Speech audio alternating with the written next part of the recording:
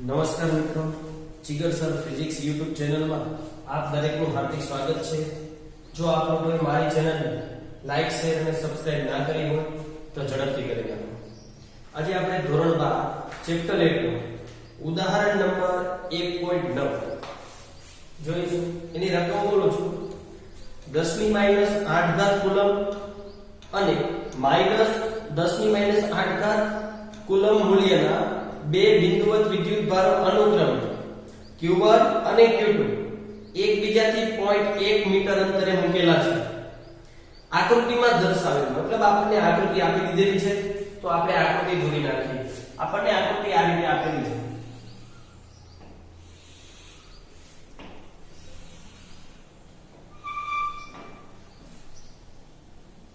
અહીંયા A બિંદુ આપેલું છે, અહીંયા ક્યાં B બિંદુ આપેલું છે અને અહીંયા C બિંદુ આપેલું છે.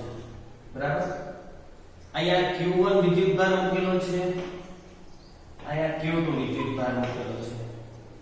બેના મૂલ્ય આપેલા અનુક્રમે લખેલું હતું એટલે Q1 નું મૂલ્ય થઈ જશે 10⁻8 કુલમ અને Q2 નું મૂલ્ય થઈ જશે -10⁻8 કુલમ.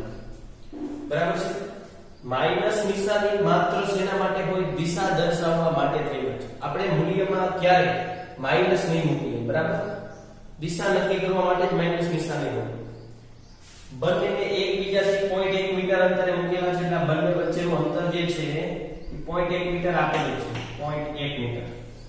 આકૃતિમાં આ અંતર પણ 0.1 મીટર જ છે, આ પણ 0.1 મીટર. એસઆઈ એકમમાં જ છે બધું. આગળ જુઓ તો તમને એવું કીધું આકૃતિમાં દર્શાવેલા A બિંદુ આગળ, B બિંદુ આગળ અને C બિંદુ પાસે વિદ્યુત ક્ષેત્ર શોધવાનું છે. A બિંદુ આગળ ટોટલ કેટલું વિદ્યુત ક્ષેત્ર સદિશ રાશિ એટલા માટે મેં સદિશ લીધા. આપણે એનું મૂલ્ય પણ શોધી નાખશું. B બિંદુ આગળ પણ કુલ વિદ્યુત ક્ષેત્ર શોધવાનું અને C બિંદુ આગળ પણ કુલ વિદ્યુત ક્ષેત્ર શોધવાનું છે. આવું આપણને રકમમાં કીધું છે. હવે આપણે જોતા જઈએ એક પછી એક એટલે આપણને ખ્યાલ આવશે. ચાલો સૌપ્રથમ આપણે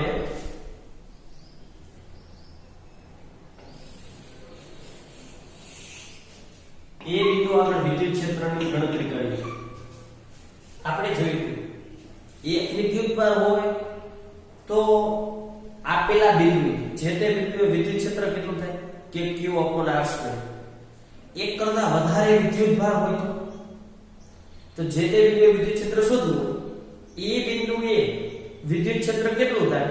આજુબાજુમાં જેટલા વિદ્યુતભાર હોય એ બધાયના લીધે ઉદ્ભવતા વિદ્યુત ક્ષેત્રનો સરવાળો એટલે કે સંપાતપણાનો સિદ્ધાંત. જેવી રીતે કુલમ બળ બે વચ્ચે હોય તો આવડે ડાયરેક્ટ કુલમ. બે કરતા વધારે હોય તો સદિશ સરવાળો. અહીંયા પણ એવું છે. એ બિંદુ આગળ શોધવું હોય તો આપણે લખશું એ બિંદુ પાસે કુલ વિદ્યુત ક્ષેત્ર. ચાલો કુલ વિદ્યુત ક્ષેત્ર એ પાસે એને હું EA કહી દઉં. EA એની આજુબાજુમાં જોઈ લો કેટલા આજુબાજુમાં એના ઉપર હોય નહીં. જે બિંદુ શોધવાનો એ બિંદુ ઉપરનો વિદ્યુતભારની ગણતરીમાં લેવાનો. એ બિંદુ આજુબાજુમાં તો બે જ વિદ્યુતભાર Q1 અને Q2 તો પહેલાના લીધે એટલે E1 કહી દઉં પ્લસ બીજાના લીધે E2 કહી દઉં. રેડી? વિદ્યુત ક્ષેત્ર હોય કે વિદ્યુત બળ હોય કુલમ બળ આજુબાજુ જેટલા હોય બધાયના લીધે સરવાળો આવે. સદિશ સરવાળો સદિશ રાશિ. હવે આપણે શું કરવાનું? આ બેનો સરવાળો શોધવાનો પણ સદિશ રાશિનો સરવાળો ક્યારે થાય? એના યામ હોય તો. એટલે સૌપ્રથમ આપણે પહેલું કામ શું કરવું પડશે? આ બેના યામ શોધી લઈએ. યામ શોધી લઈએ તો પછી બેનો સરવાળો થાય તો આપણે એ બિંદુ પાસે ક્ષેત્ર મળી જાય. રેડી? તો પેલા યામ શોધવા માટે પેલા આપણે આની દિશા નક્કી કરવી પડે આકૃતિ. કારણ કે કઈ દિશામાં છે? x અક્ષ ઉપર છે, y અક્ષ ઉપર x અને y ની દિશામાં છે. તો તમને એનો x અક્ષ સાથેનો y અક્ષ સાથેનો ખૂણો ખબર પડે તો તમે યામ શોધી શકો. બરાબર? ચાલો એ બિંદુ પાસે વિદ્યુત ક્ષેત્ર શોધવું હોય તો Q1 પોતે ધન વિદ્યુતભાર. હું અહીંયા ખાલી સાઈડમાં પ્લસ નિશાની કરી નાખો એટલે તમને ખ્યાલ. Q2 પોતે ઋણ વિદ્યુતભાર. જો એ બિંદુ તમને ખબર છે પ્લસ વિદ્યુતભાર હોય ને પ્લસ તો એનું વિદ્યુત ક્ષેત્ર આવી જાય બહાર તરફ જતી દિશામાં. કોઈ પણ જગ્યાએ બહાર જતી દિશામાં હોય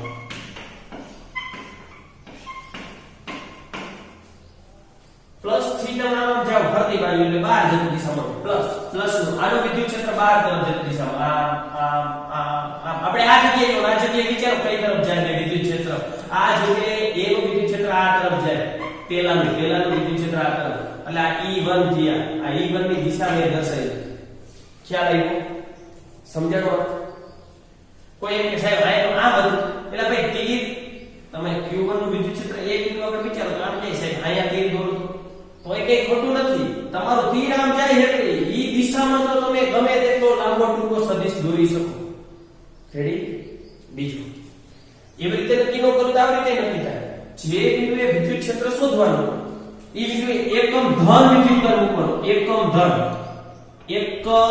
વિદ્યુત બળ મૂકવાનો પ્લસ એના ઉપર જે બળ લાગે કારણ કે વિદ્યુત ક્ષેત્રનું સૂત્ર હોય F/Q એકમ ધન ઉપર જે બળ લાગે આના ઉપર જે બળ લાગે કોણ આઈ આ દિશામાં આવ્યું એકમ ધન ઉપર આ ધન એકમ મૂકી દેવાનું આના વડે પોતાની તરફ ખેંચશે અથવા તો આપણે કઈ રીતે નક્કી કરશું વિચારો તો મેં તમને કીધું આ રીતે પણ નક્કી થાય બીજી રીતે પણ નક્કી થશે કઈ રીતે ચાલો જોઈએ બીજી કઈ રીતે માઈનસ છે બરાબર તો માઈનસ નું આપણને ખબર છે માઈનસ હોય તો અંદર જતી દિશામાં દરેક બાજુ અંદર જતી દિશા તો આનો અંદર જતી દિશામાં હોય અંદર જતી દિશામાં તો આનું પણ આ A બિંદુ પાસે જોવાનું આ તો A2 પણ આ દિશામાં થશે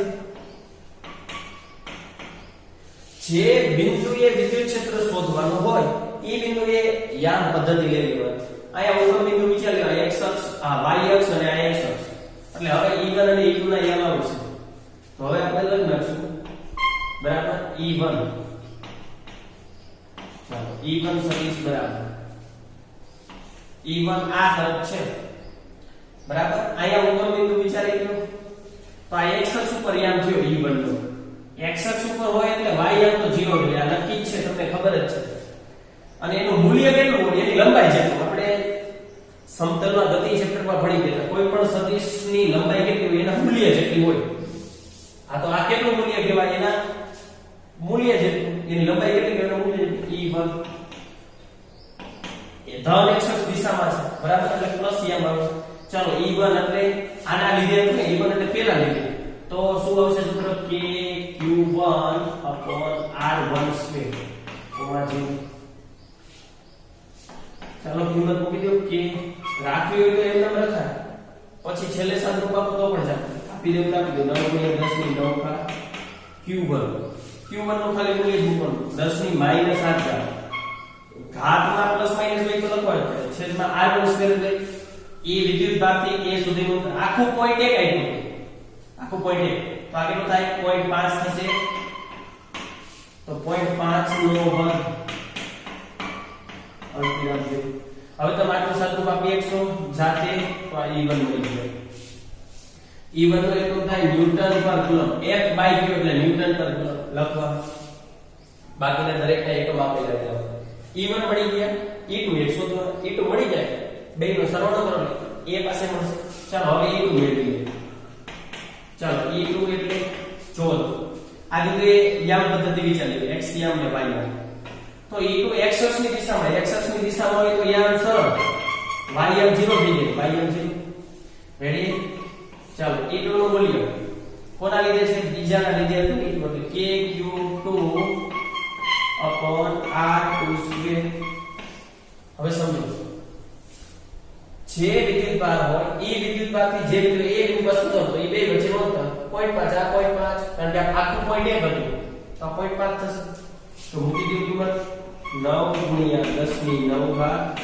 ગુણ્યા q2 તમને આપેલા છે માઈનસ તો પ્લસ માઈનસ નક્કી કરવા માટે આજે માઈનસ આના લીધે નક્કી થયું આમ આવશે અંદર જતી દિશામાં સમજાણો આ પ્લસ હતો એટલે ખબર પડી બહાર જતી દિશામાં હોય બધી દિશામાં બહાર હોય રેડી એટલે આપણે મૂલ્ય છે મૂલ્યમાં તો 10 ની -8 જાતે જ મૂકવાનું 10 ની -8 r2/2 એટલે 0.5 નો વર્ગ અલ્ટિરામ છે આ મળી ગયા તમને E1 અને E2 ના યામ મળી ગયા ન્યૂટન પર કુલમ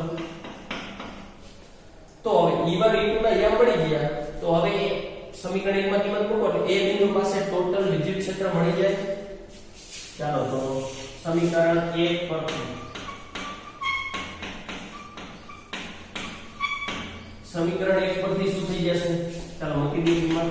EA બરાબર E1 સદિશ પ્લસ E2 સદિશ. ચાલો E1 જો ગમે તે દિશા હોય, આ બે એક દિશામાં આતો એટલે સરવાળો કર્યો એવું નથી. મેં આપણે એવું જ કીધું કે થિયરીમાં શું કીધું? એક કરતા વધારે વિદ્યુતભાર હોય એના લીધે વિદ્યુત ક્ષેત્ર શોધવું હોય કે કુલંબ બળ શોધવું, સદિશનો સરવાળો કરવાનો. સદિશનો સરવાળો, સદિશ લઈ કારણ કે સદિશ રાશિ એનો સરવાળો જ કરો. રેડી? E1. ચાલો E1 ના યાર જે આવ્યા એ તો મૂકી દઈશું અહીંયા. રેડી? પ્લસ E2 ના યાર જે આવ્યા એ તો મૂકી દઈશું અહીંયા. હવે x x નો સરવાળો y y નો સરવાળો તમને આવડે જ છે, તો અહીંયા પણ તમને x અને y મળશે આટલા ન્યૂટન પર કુલમ.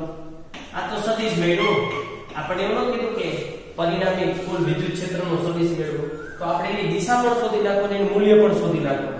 મૂલ્ય કઈ રીતે મળે તમને યાદ આપેલા હોય તો મૂલ્ય સીધું જ આવડે. EA બરાબર આનું મૂલ્ય બરાબર વર્ગમૂળની અંદર આનો વર્ગ વત્તા આનો વર્ગ, એટલે અહીંયા A નો વર્ગ વત્તા B નો વર્ગ અને x અને y આમ છે. ખરેખર સૂત્ર આવું છે 2ab cos θ. યાદ છે ને કે નથી યાદ? a² + b² + 2ab cos θ. હવે વિચારો કે cos θ એટલે a અને b વચ્ચેનો ખૂણો. x અને y આમ છે, x અને y આમ તો લેવ જ હોય. cos ને આપણે તો નીકળી જશે. ધોરણ 11 માં બહુ ખૂબ જ પ્રેક્ટિસ કરી છે આપણે, બરાબર ને? તો a² + b² તો આના ઉપરથી તમને એનું મૂલ્ય પણ મળી જશે. રેડી? આટલા ન્યૂટન પર કુલમ. હવે દિશા પણ મેં તમને કીધી, તો દિશા એટલે ખૂણો થાય. યાદ કરો મેં તમને કીધું દિશા એટલે ખૂણો, અને ખૂણો હંમેશા tan θ ઉપરથી શોધાય. એટલે કીધું y x. એ શીખવાયું કોઈ પણ યા માઈનસ હોય તો આપણે આમાં માઈનસ નહીં મૂકી. યાદ છે? યસ. પણ તમને એ કીધું કે આ જે ચરણમાં આવે પહેલા તમારે સાઈડમાં નાની એવી આકૃતિ દોરી નાખો કે x અને y આવે. તમે આ ગણતરી કરશો એટલે આ x x અક્ષ ઉપર આવશે, ધન x અક્ષ. આનો y m 0 જ આવશે કારણ કે આના બેયના y m 0 છે. જો અને આનો y m તો 0 જ આવશે નક્કી. x m કઈ રહેશે એટલે આ જે સદિશ રહ્યો એ સદિશ આ x અક્ષ ઉપર આવશે, ધન x અક્ષ ઉપર. તો સીધી ખબર પડી જાય કે આ ધન x અક્ષની દિશામાં છે. આના ઉપરથી શોધવાની પણ જરૂર નથી, બરાબર? અથવા તો શોધવું હોય તો પણ શોધી નાખો. y m તો 0 જ છે ને, y m 0. x m જે હોય મૂકો તો મૂકી દેવો x m જે હોય તો tan θ બરાબર 0, તો θ મળશે 0. એટલે તમને આ θ 0 મળ્યો એનો અર્થ શું થયો? શું અર્થ થાય કે ભાઈ આ જે ખૂણો મળે ને તમને નજીકની x અક્ષ સાથેનો ખૂણો મળે, બરાબર? નજીકની x અક્ષ સાથેનો ખૂણો એટલે આ x અક્ષની દિશામાં આપણે હજી a બિંદુ પાસે વિદ્યુત ક્ષેત્ર મેળવ્યું આ રીતે મળે. હવે આવી જ રીતે b બિંદુ પાસે મેળવવું હોય તો હું ખાલી હિન્ટ આપી દઉં, દાખલો તમારે જાતે ગણવાનો, બરાબર? આ જ રીતે કે ભાઈ b પાસે કુલ વિદ્યુત ક્ષેત્ર, જે રીતે વિદ્યુત ક્ષેત્ર શોધવાનું અહીંયા કુલ વિદ્યુત ક્ષેત્રનું સૂત્ર મૂકી દો. પછી આવી રીતે એને યાદ શોધવા પડશે, આવી રીતે એનું મૂલ્ય મળશે, આવી રીતે દિશા મળશે. કીધું નથી પણ બધું શોધી નાખવું. ચાલો આ બિંદુ પાસે વિદ્યુત ક્ષેત્ર કોના કોના છે? આજુબાજુના બધા વિદ્યુત ભારના બે જ છે, q1 ને q2. તો આ રીતે વિચારો પ્લસ નું બહાર જતી દિશામાં હોય, બહાર અહીંયા આ દિશામાં આવી એટલે E1 કહેવાય. E1 ready? ઓકે. ચાલો ત્યાર પછી માઈનસ નું પોતાની તરફ અંદર જતી દિશા આપણે આ જગ્યાએ વિચારવાનું, આ જગ્યાએ આમ જાય એટલે E2 આ રીતે છે, બરાબર? બસ કઈ નહીં. કોઈ પણ બિંદુ પાસે કુલ વિદ્યુત ક્ષેત્ર કેટલું થાય? સદિશ સરવાળો ગમે તે દિશામાં હોય આપણે સદિશ સરવાળો એટલે આ રીતે આવશે EB બરાબર E1 + E1 ને E2 ના યામ શોધો. આના યામ ન મૂકી દેતા, તો તમે આ જગ્યાએ હતા એટલે લીધે.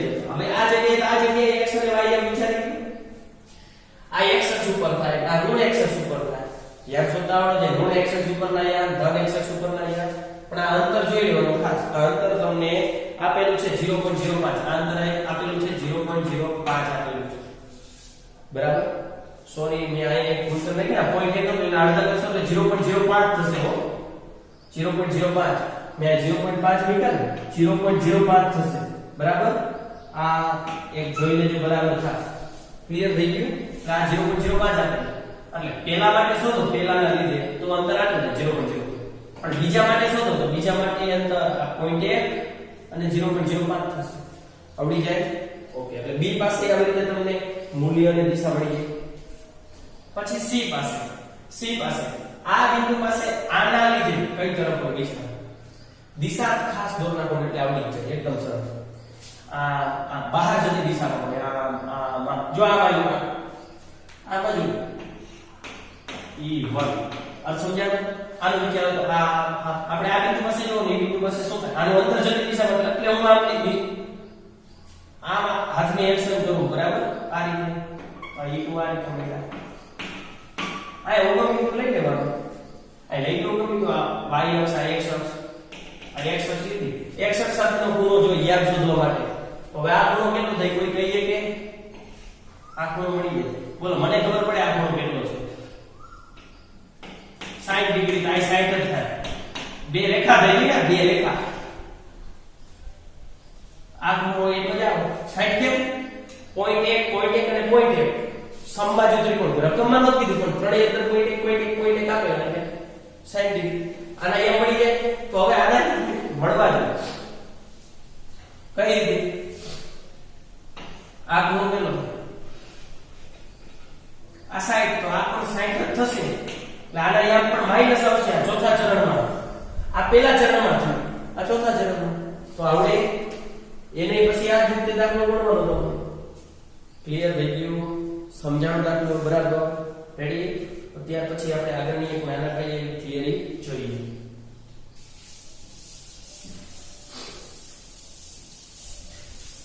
ચાલો ત્યાર પછી છે વિદ્યુત ક્ષેત્ર રેખાઓની લાક્ષણિકતાઓ વેરી મોસ્ટ ટાઈપી પ્રશ્ન બોર્ડની અંદર ઘણી વખત પૂછાયેલો પ્રશ્ન છે વિદ્યુત ક્ષેત્ર રેખાઓની લાક્ષણિકતાઓ વિદ્યુત ક્ષેત્ર રેખાઓની લાક્ષણિકતાઓ જણાવો અત્યાર સુધી લગભગ 3 થી 4 વખત પૂછાયેલો પ્રશ્ન છે વેરી મોસ્ટ ટાઈપી પ્રશ્ન વેરી મોસ્ટ આઈડી પ્રશ્ન બીજું વિદ્યુત ક્ષેત્ર રેખાઓની લાક્ષણિકતા છે એવો ને એવો આવશે ચુંબકીય ક્ષેત્ર રેખાઓની લાક્ષણિકતા જેને આ લાક્ષણિકતાઓ આવડતી છે એને ઓલા ચેપ્ટરની પણ લાક્ષણિકતાઓ આવડશે ચુંબકીય ક્ષેત્ર રેખાઓની બરાબર એના પહેલા સાદા વિદ્યુત ભાર ની ગોઠવણી આકૃતિ ગોઠવણી વિદ્યુત ક્ષેત્ર રેખાની આકૃતિ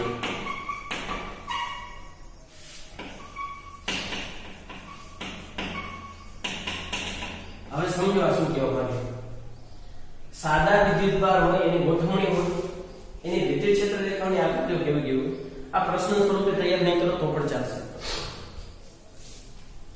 પ્લસ એક વિદ્યુત ભાર પ્લસ q વિદ્યુત ભાર તો તમને ખબર વિદ્યુત ક્ષેત્ર રેખાઓ કઈ રીતે બહાર કરો તમારું ક્ષેત્ર છે બહાર જેમ જેમ દૂર જાય તીર ઘટતા જાય આપણે વાત કરી હતી મૂલ્ય ઘટતું જાય એટલા માટે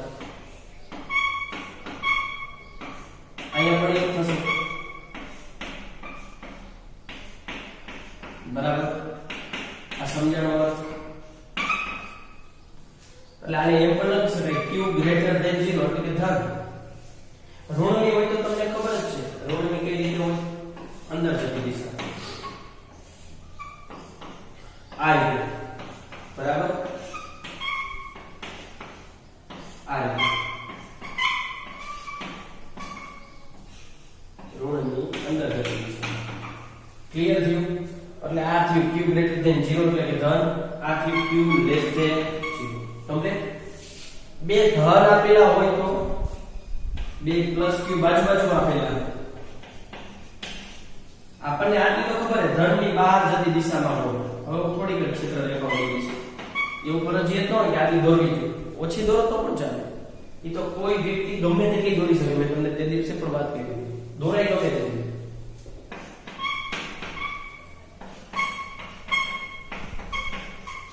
પણ આ શું થાય છે ધન અપાકર્ષ અપાકર્ષ એટલે એની ક્ષેત્ર રેખાઓ પણ અપાકર્ષ છે એટલે આની ક્ષેત્ર રેખા આમ જાતે તેની જગ્યાએ આમ ભાગી જાય છે આની ક્ષેત્ર રેખા આમ જાતે તેની જગ્યાએ આમ ભાગી જાય છે આનું એવું થાય છે આની ક્ષેત્ર રેખા જે આમ આવતી હતી એ અપાકર્ષ આમ થઈ જાય છે આમ થઈ જાય છે બાકી જેમ જાતે તેમ જાય છે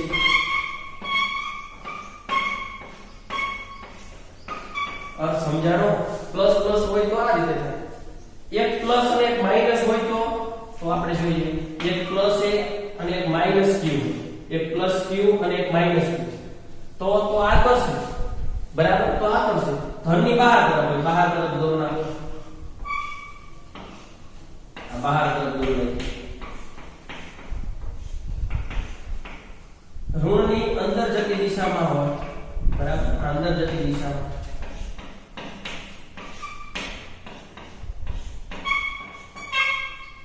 હવે આપણે કોઈ ધન ને ઋણ કરશે તો આની ક્ષેત્ર રેખા આમ નહીં જાય આની ક્ષેત્ર રેખાઓ આમ આવશે જો ધનની બહાર અને ઋણની અંદર જતી દિશામાં એવું આની જે આમ જતી તેની જગ્યાએ આમ આવશે હવે અર્થ સમજાણો આ રીતે કારણ કે આ કરશે આ અપાકર્ષ એટલે દૂર છે ક્લિયર થયું આ સમજાઈ ગયું આ સાદા વિદ્યુત ભારની ગોઠવણી અલગ અલગ વિદ્યુત ભાર એક પ્લસ હોય એક માઈનસ હોય બે પ્લસ હોય એક પ્લસ એક માઈનસ બે ઋણ હોય તો પણ હવે તમે આ જ રીતે વિચારી શકો પણ આ બહાર જતું એની જગ્યાએ અંદર જતી દિશામાં આવશે રેડી ક્લિયર થઈ ગયું ચાલો ત્યાર પછી આપણો જે મેઈન પ્રશ્ન હતો વિદ્યુત ક્ષેત્ર રેખાઓની લાક્ષણિકતાઓ જાણો વેરી મોસ્ટ ટાઈમ પ્રશ્ન છે બોર્ડમાં ઘણી બધી વખત પૂછાય બરાબર તો જોઈએ આપણે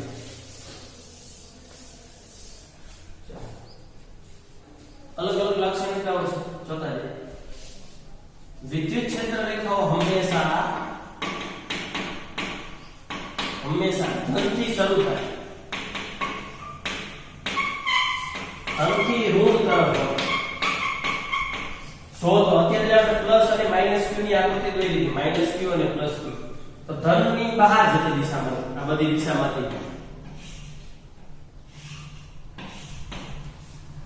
રેડી આવી અત્યારે જોયું અને ઋણની અંદર તો ક્યાંથી શરૂ થઈ વિચારો તો શરૂ આવી ગઈ એટલે પૂરી એટલે ધનથી શરૂ થાય હંમેશા ઋણ તરફ બરાબર પણ એક જ વિદ્યુત ભાર હોય તો પ્લસ એક જ હોય તો માઈનસ છેદની બાજુમાં તો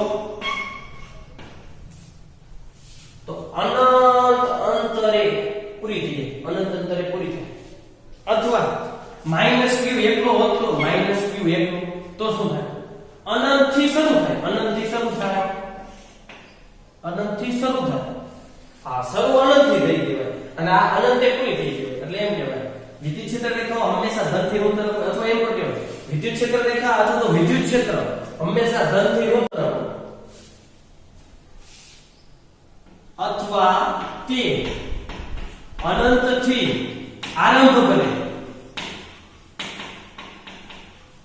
કરે કે અનંતથી શરૂઆત કરે અનંતથી શરૂઆત કરે અથવા તો અનંતે વિરામ પામે કે અનંતે વિરામ પામે આ પેલી લાક્ષણિકતા ક્લિયર થઈ ગયું ચાલો બીજી લાક્ષણિકતા આપણે જોઈએ વિદ્યુત ભાર વિહીન વિસ્તારમાં વિદ્યુત ભાર ન હોય એવા વિસ્તારમાં વિદ્યુત ક્ષેત્ર રેખાને સતત વક્ર તરીકે લઈ શકાય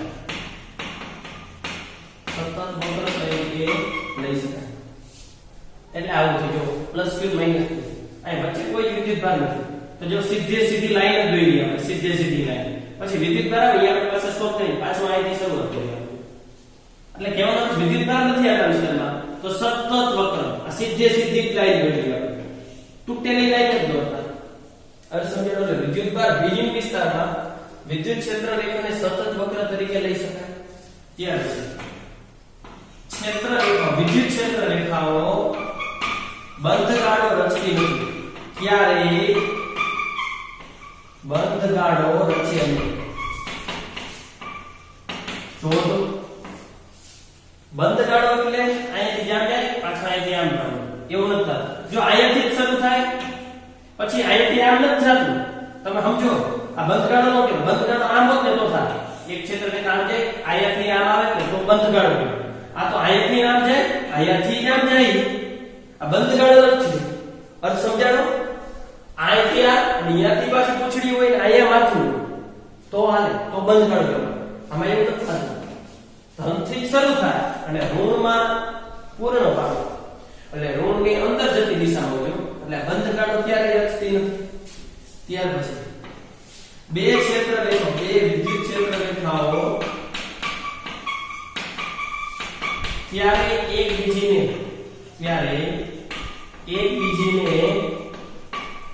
છેદે નહીં. કારણ કે જો છેદે તો છેદન બિંદુ પાસે બે સ્પર્શક મળે જે શક્ય નથી. આ મુદ્દો સમજાવું પેલા આના પછીનો મુદ્દો સમજી લે પછી આ મુદ્દો સમજાવું એટલે તમને ખ્યાલ આવી જશે. બરાબર?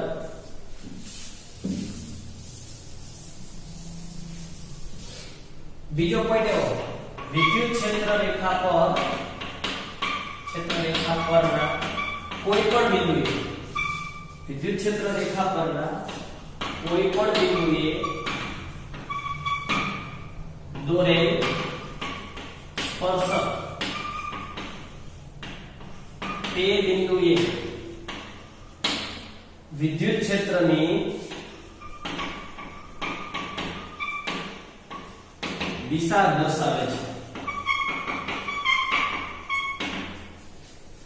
વિદ્યુત ક્ષેત્ર રેખા પરના કોઈ પણ બિંદુએ દોરેલ સ્પર્શક દાખલા તરીકે આ પ્લસ ક્યુ છે આ માઈનસ ક્યુ છે તંત્રીનો તરફ આ રીતે અહીં બીજી ક્ષેત્ર રેખા આમ જાતી છે પણ આના લીધે ખેંચાય એટલે એ આવી રીતે થઈ જાય.